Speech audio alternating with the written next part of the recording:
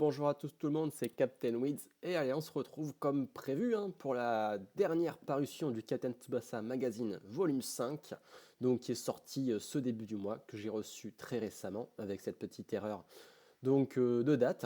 Et voici la belle couverture entre Tsubasa et Schneider, et comme d'hab on commence par les cadeaux. En premier cadeau, une jolie carte, donc Tsubasa et Natureza, donc là on subodore les Dreamfest, les super Dreamfest de ce mois de décembre. Du coup, cette carte, il y a un petit code derrière. Donc, c'est le code Tsubasa en majuscule. Ça permet de relier, donc, enfin, si vous avez le compte Tsubasa relié à Club ID, vous avez un petit cadeau de 5 Dream Ball et 3 ballons SSR. Donc, n'hésitez pas à y aller. C'est toujours ça de prix avec le code Tsubasa grâce à cette carte, tout simplement. Après ça, petit cadeau de fin d'année forcément pour 2021, le calendrier Captain Tsubasa Dream Team, avec forcément que des illustrations tirées du jeu, le petit socle que j'ai galéré à monter qui est évidemment fourni avec. Donc on commence avec la page de ces premiers Dreamfest japonais quasiment, la pub derrière, et après on sera par une image, donc un mois par époque, là par exemple en janvier c'est le Middle School, Tsubasa, Soda, etc., pour passer directement au Junior Youth par la suite, avec l'équipe du Japon et les rivaux sur le mois de mars donc tous les rivaux de Tsubasa de l'équipe du Japon. En mois d'avril, on sera sur le World Youth, l'époque club Sao Paulo contre Santana à Rio, avec le mois de mai, toujours sur le World Youth, qualification zone Asie, et les autres qualifications par la suite sur le mois de juin.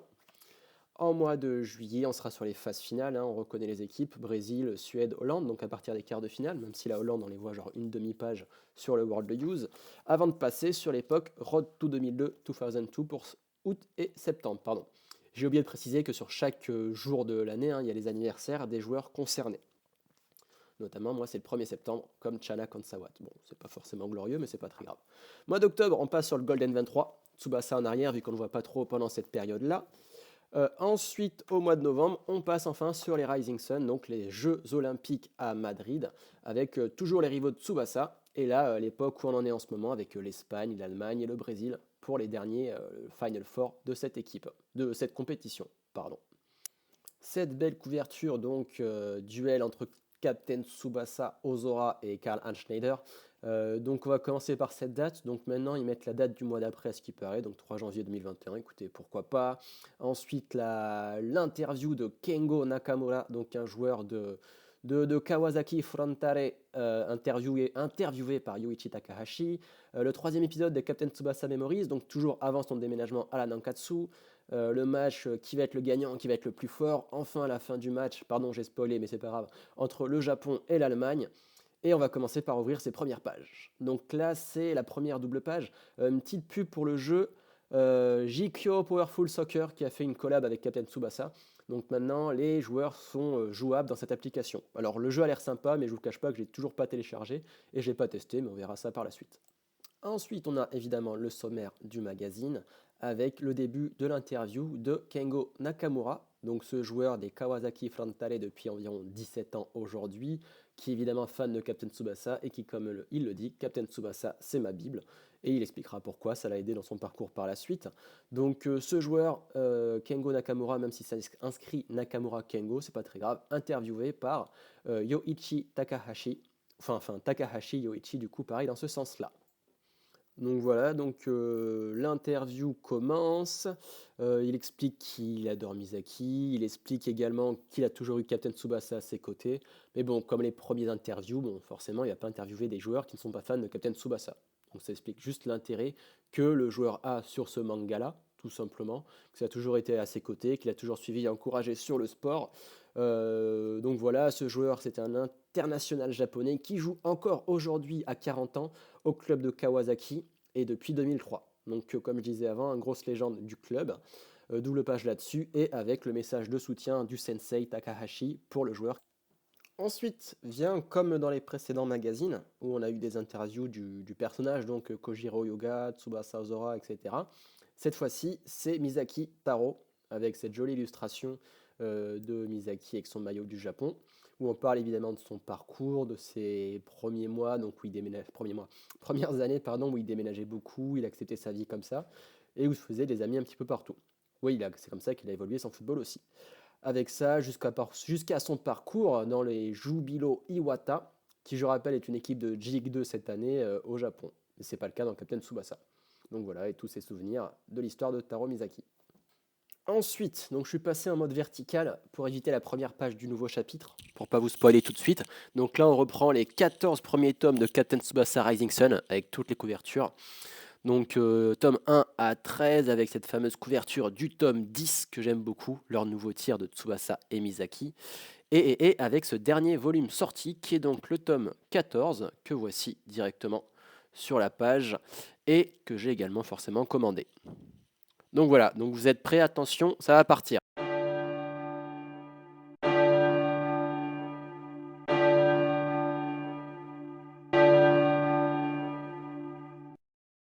Donc comme d'habitude, hein, j'ai commenté gentiment ce qu'on peut voir ensemble. Donc ça commence tout d'abord par ce duel, donc Tsubasa Karl Schneider, où il dit qu'il va le marquer à la culotte jusqu'à la fin du match.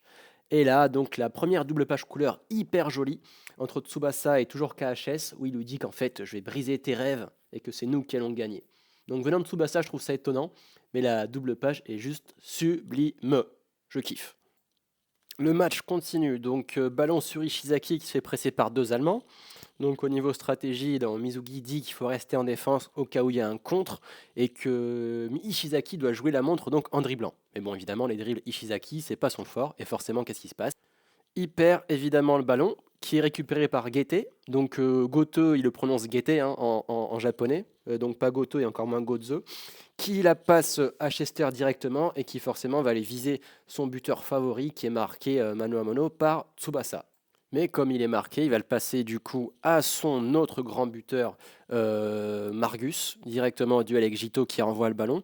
Et c'est là qu'on commence une première variante du tir de Schneider qui est le Overhead Fire, Overhead Fire. Alors retenez bien parce qu'il y en aura plein des variantes aujourd'hui.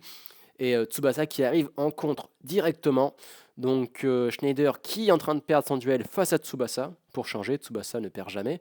Et là, c'est Misaki qui va venir récupérer pour dégager le ballon en avant, qui tombe direct sur le torse de Müller qui récupère amorti poitrine. Aussitôt récupéré, il envoie un gros bon shoot sur Schneider, qui est toujours marqué mano à mano par Tsubasa Ozora. Donc Schneider qui va finir par récupérer ce ballon. Ensuite, il arrive au duel face à Tsubasa et il commence à armer un tir, un bon gros tir, un bon gros fire shoot qui va être contré par Tsubasa. Mais et là, donc le duel s'amorce, donc il voit qu'il y a Tsubasa qui est devant, mais du coup, Schneider amortit ce ballon et fait une feinte de frappe. Donc le temps de feinter la frappe, il reprend le ballon, il tente donc sur le gauche le left foot fire, une deuxième variante encore du fire shoot, qui arrive contré par, écoutez, de loin, on ne sait pas qui c'est. Bon, il y a le nom, je le cache, hein, mais je ne sais pas si vous le reconnaissez, mais bon, c'est Misaki, c'est pas trop facile à reconnaître, qui arrive à contrer des abdos ce gros tir de Schneider, deuxième variante du fire shoot en 2 pages. Après ça, le tir de Schneider va repousser Misaki directement jusque Jito, qui l'arrête. Et Schneider qui fonce pour récupérer ce ballon et amorcer un nouveau tir qui va être le fire shoot classique, qui va le balancer. Et c'est donc Jito qui va mettre un gros contre de son bide, de ses abdos, pour arrêter ce tir-là. Et c'est la fin du premier chapitre 115. Entre les deux chapitres, une petite page d'interstice, donc qui reprend un petit peu la rivalité entre Tsubasa et Kojiro Yoga. Bon, je ne sais pas si le mot interstice existe, mais je voulais le placer, du coup c'est fait. On reprend le chapitre 116, donc ballon contré par Jito dans les airs, directement au-dessus de Schneider. Qui va récupérer le ballon? C'est Tiger Bran qui va y sauter.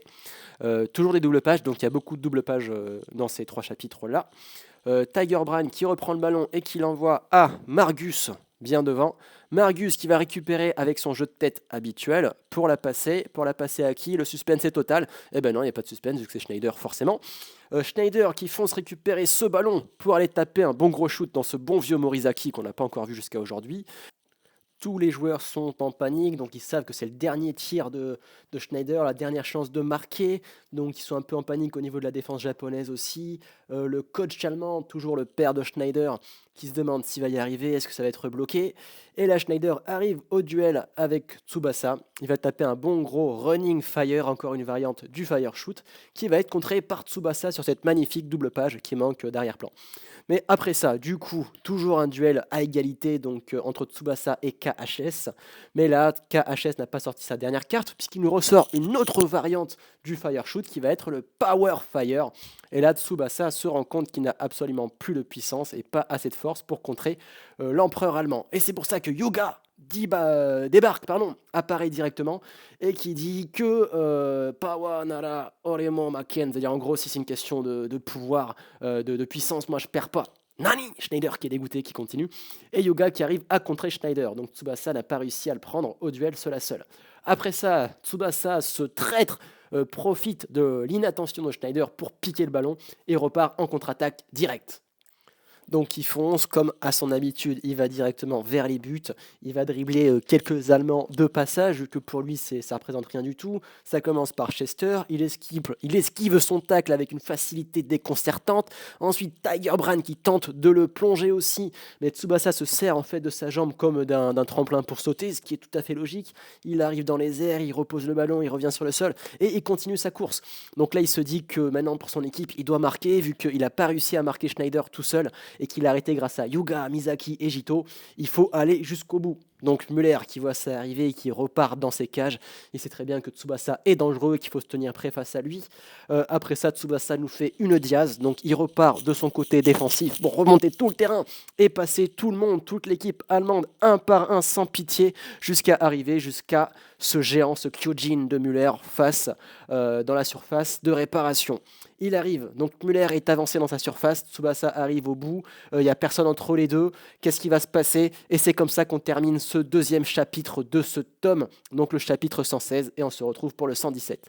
Après ça, l'autre interstice, en fait, on reparle des moments forts en prolongation, notamment contre la France 4-4 au tir au but avec Wakashimazu qui finit en 100, contre la Suède 1-0 avec le Skywing Show de Tsubasa pour la première fois, et enfin la finale contre le Brésil 3-2 et la Hollande 1-0 sur le petit encart qui a duré encore une fois une demi-page sur les World Youth. Et on reprend sur ce chapitre 117.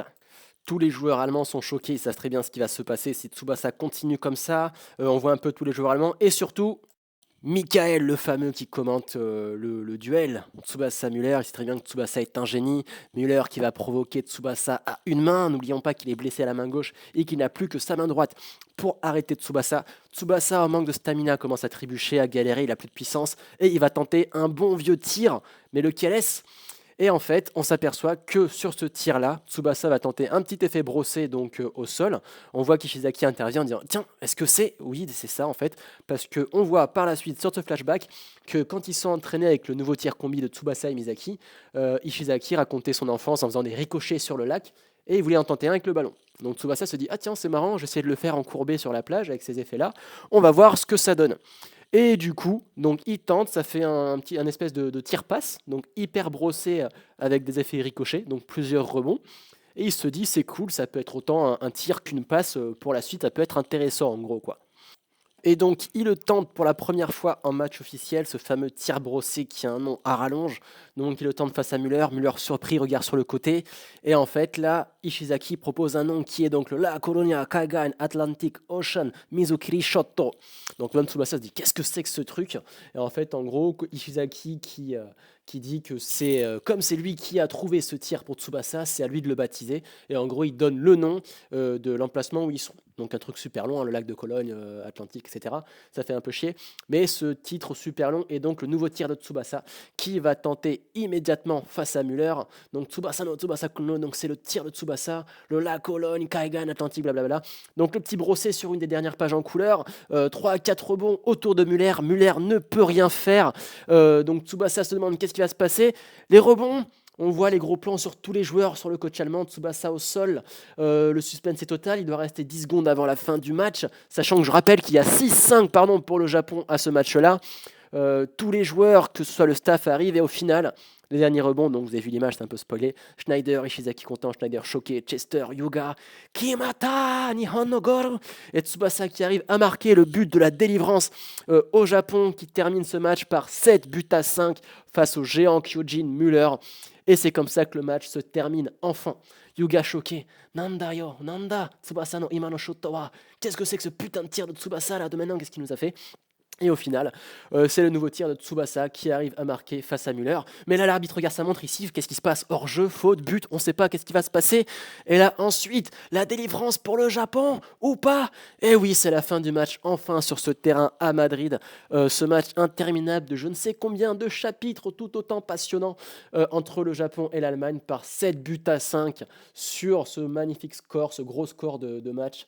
Yuga qui est un peu dégoûté parce que lui, en tant qu'attaquant, et Nita en tant qu'attaquant n'ont pas su marquer le hat-trick, le coup du chapeau, et c'est Tsubasa qui l'a fait. Bon, même si pour deux d'entre eux, ça a été aidé par Misaki. Donc l'équipe est contente évidemment, finit ce match 7-5. Michael qui réagit et qui dit que le prochain adversaire en demi-finale sera le Japon, et qu'il est évidemment excité par cette opportunité-là. Donc là, je cache la page de droite vite fait parce qu'elle elle m'a très attristé. Donc tous les fans de KHS, mettez-vous en PLS direct et vous allez être très triste en voyant ça.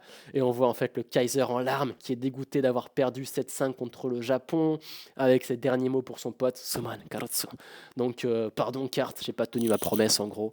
Et c'est comme ça que se termine enfin ce match Japon-Allemagne qui a duré 3 plombes. Donc pour venir un petit peu sur ce match, donc comme je viens de le dire, j'ai trouvé qu'il a duré hyper longtemps. Et ce que j'ai trouvé dommage sur ces trois derniers chapitres, c'est que ça manque un peu de contenu, honnêtement. Donc j'ai insisté sur le fait qu'il y avait beaucoup de double pages, comme si je trouve l'auteur voulait vite terminer le chapitre, peut-être parce que les fans n'étaient pas contents et que ça durait trop longtemps. Mais voilà, le match était sympa, les 3 derniers chapitres aussi, mais je trouve que ça manquait un peu de contenu, un peu de fond, beaucoup de pages blanches, d'où les doubles pages pour peut-être gagner de la place et finir rapidement. Après, c'est que mon avis, ça restait sympa, mais c'était effectivement un petit peu trop long sur ce match. On passe ensuite au Captain Tsubasa Memories Volume 3, donc logiquement la suite du 1 et du 2 des tomes précédents, des magazines précédents. Donc là, on est toujours entre Yaoi et Tsubasa, donc ils sont à l'école ensemble. On continue par cette magnifique full page de Tsubasa en couleur, que je trouve hyper stylé, sur ce fond Ozora, donc le grand ciel derrière, c'est plutôt joli. Et du coup, l'histoire commence, c'est Yaoi qui va présenter le club de foot à Tsubasa. Donc pour la petite indique, elle y va en vélo, il y va à pied parce qu'il veut kiffer avec le ballon, c'est ce qu'il lui a dit. Et là, en gros, il rencontre le frère de Yaoi, tout simplement, pour entrer dans le club et au moins connaître un petit peu plus tous ses partenaires. Donc là, directement, le mec est trop sympa. Et il lui propose en gros de faire des passes rapidement entre eux pour un petit peu jauger son niveau. Donc il va commencer à faire des passes doucement. Là, le grand frère va se rendre compte que Tsubasa est plutôt bon dans son contrôle de balle, dans ses passes évidemment, et ils vont continuer à jouer un petit peu ensemble comme cela. Après ça, il va se dire, ok, là c'est simple, on va rajouter un petit peu de vitesse, un peu de tempo en plus Tsubasa, donc je vais accélérer le rythme, on va voir si tu peux suivre. Du coup, il commence à se faire des passes. Là, il y a les gens à côté du club de foot qui sont en train de regarder et qui kiffent et qui se rendent compte donc du niveau de Tsubasa pour son âge. Sachant que Tsubasa, il a 2 ou 3 ans, je ne sais plus, de moins que ceux du club de foot. Et évidemment, il les surpasse. Et c'est ce qui les surprend. Donc, il est tout petit, mais qu'il arrive très bien à gérer les passes du capitaine qui est le frère de Yaoi. Après ça, ils continuent leurs passes, ils augmentent le rythme, la distance, les passes lobées. Et il se rend compte que Tsubasa, malgré ça, continue à gérer comme il faut. Donc là, le frère rate sa passe. Tsubasa, il se dit, c'est pas un souci, il va courir contrôler ça. Un petit amorti poitrine à la Zimdem Zimdan et il continue le ballon. Après ça, il propose donc de faire des exercices de conduite de balle. Il arrive à faire ça d'une fluidité extrême. Ils sont tous choqués. Saka no Tensaida, c'est le petit prodige, le petit génie du football. Et après ça, donc le grand frère propose à Tsubasa de participer à un petit match. Donc il y a le coach qui a assisté à tout ça, il voit le niveau de Tsubasa, il lui dit que c'est un niveau inférieur parce qu'il a 2 ans de moins, mais que son niveau de foot par contre est largement supérieur. Donc pendant le match, évidemment, Tsubasa dribble tout le monde comme à son habitude dès le départ, et il met un bon gros shoot dans la gueule du gros gardien pour marquer un but. Et donc l'entraînement se passe très bien, et le grand frère lui propose de repasser plus tard. Donc Tsubasa rentre chez lui pour raconter tout ça à sa grand-mère qui est donc très malade. Je rappelle que son grand-père est mort dans les tomes précédents. Et en gros, voilà, il attend que son père rentre, il est content de s'être fait des potes et d'avoir fait un match de foot, et qu'il souhaite continuer comme ça par la suite. Et ensuite, il ramène un ami, je dis un ami pour l'instant, chez lui, et sa mère est étonnée que son ami, c'est une fille. Donc elle le fait kiffer, il va lui faire visiter sa chambre, et Tsubasa est un peu gêné évidemment par cette situation-là. Et du coup, on voit dans la chambre de Tsubasa, comme depuis tout le début, qu'il a un poster du dieu, donc Rest in Peace Maradona, qui est mort il n'y a pas très longtemps, et que voilà un petit hommage encore plus du patron Tsubasa dans sa chambre. Après ça, la grand-mère de Tsubasa qui rentre dans la chambre pour intervenir, elle ne sert pas à grand-chose, mais bon, elle appelle Tsuchan, donc un petit suffixe affectif. Yayoi le reprend pour se foutre de sa gueule. Tsubasa lui dit que non, il n'y a que ma grand-mère qui doit m'appeler comme ça, Tsuchan. Du coup, il le prend mal, etc. Et après ça, il continue. Il y a le père qui rentre de croisière, enfin pas de croisière, pardon, je rappelle qu'il est commandant de bord, et qui rentre voir Tsubasa, et qui lui ramène plein de petits cadeaux. Donc Tsubasa est hyper content, et là on part dans les clichés les plus totaux. En fait, la grand-mère dit oui, bon, en gros, je vais y passer, mais j'aimerais bien voir un match de Tsubasa avant de mourir, hein, ce serait mon dernier souhait. Du coup, évidemment, le fils, le commandant Ozora, accepte évidemment cette requête, et il part à la fin de ce premier chapitre pour aller voir Tsubasa jouer. Donc sa grand-mère est en chaise roulante, donc vraiment en très mauvais état. Après ça, ils arrivent sur le terrain de foot. La grand-mère se demande alors c'est lequel Tsubasa, où est-ce qu'il est? Et le père, donc le fils de la grand-mère, dit bah tu reconnais pas, c'est le seul petit du groupe qui n'est pas dans les âges encore et qui a le ballon là-bas. Donc Tsubasa se rend compte que sa grand-mère est là. Ça lui fait un petit boost au cœur, donc il y va à fond. Comme d'hab, il dribble tout le monde, quel que soit l'âge ou leur niveau. Et il va tenter une bonne grosse frappe comme il a le secret. Et il va marquer un but devant sa grand-mère. Ike. Et du coup, il dit t'as vu ça maman, j'ai marqué, en gros je suis trop fort, regarde ça. Donc là, la grand-mère continue. Elle est contente d'avoir vu Tsubasa encore une fois se faire des potes et jouer au foot, voir à quel point il était bon. Et c'est comme ça que se termine la partie de la grand-mère avec ce cliché directement en prochaine page. Donc les obsèques. La grand-mère qui est décédée forcément, on s'y attendait un petit peu. Donc les parents qui en parlent et Tsubasa qui va basculer donc au cimetière avec les tombes des grands-parents. Donc évidemment la grand-mère qui était à côté du grand-père, c'est un détail mais on s'en fout. Il les remercie pour tout ce qu'ils ont fait jusqu'à maintenant. Donc depuis qu'il est tout petit, ils ont toujours été là pour lui. Et du coup, il dit qu'il va se battre, qu'il va toujours être pratiquer le foot pour être meilleur et devenir quelqu'un de très bien. Forcément, les parents qui le regardent, les grands-parents qui le regardent d'en haut, Miteruyo Tsuchan, en gros, oui, bien sûr qu'on te voit, t'inquiète pas, on est là pour toi. Et il dit ok, mais quand même, merci pour tout. En gros, il va continuer comme ça. Et c'est comme ça que se termine ce petit chapitre de Tsubasa Memories 3, donc avant la Nankatsu. Après ça, petite page de pub pour le Tsubasa Shop, quelques goodies ici, donc la figurine Tsubasa, des petits tableaux, si on peut appeler ça comme ça, des casquettes en dessous, plutôt sympa. Et en gros, sur cette page-là, il y a un code, un QR code juste en bas de page. Donc vous allez sur ce site-là, vous mettez le code 3257, ça va vous rediriger vers une enquête, donc un questionnaire. Et en répondant à ce questionnaire, vous pourrez être tiré au sort pour gagner un de ces produits-là. Mais c'est évidemment que pour les Japonais, ou en tout cas qui résident au Japon. Après ça, petite double page sur la Golden Combi, Tsubasa et Misaki. On revient rapidement sur leur parcours et surtout le match contre l'Italie, donc face à Gino Fernandez, avec cette volée basse hyper sublime des deux de la Golden Combi. Avant d'enchaîner sur une double page liée à Captain Tsubasa Dream Team. Donc on revoit les différents persos, les 6 notamment, créés pour l'application mobile, donc spécialement créés pour le jeu, avec les deux Français, donc Hugo Hidalgo, qui joue au Paris Saint-Germain, ensuite Gardel et Achilleus, qui jouent donc au championnat grec, Romano, avec les deux nouveaux qui ont été présentés récemment sur le jeu, donc Piazzolla et Rossi, deux Italiens qui jouent à Copenhague, qui sont mis en avant. Donc, comme le rappelle dans le dernier scénario qui était sorti dans le jeu, apparemment, il y a encore un autre joueur encore plus puissant qu'eux qui est présent dans l'équipe, mais qui était absent, et qu'on va sûrement découvrir dans les jours, les semaines, les mois qui viennent, je ne sais pas, sur l'application.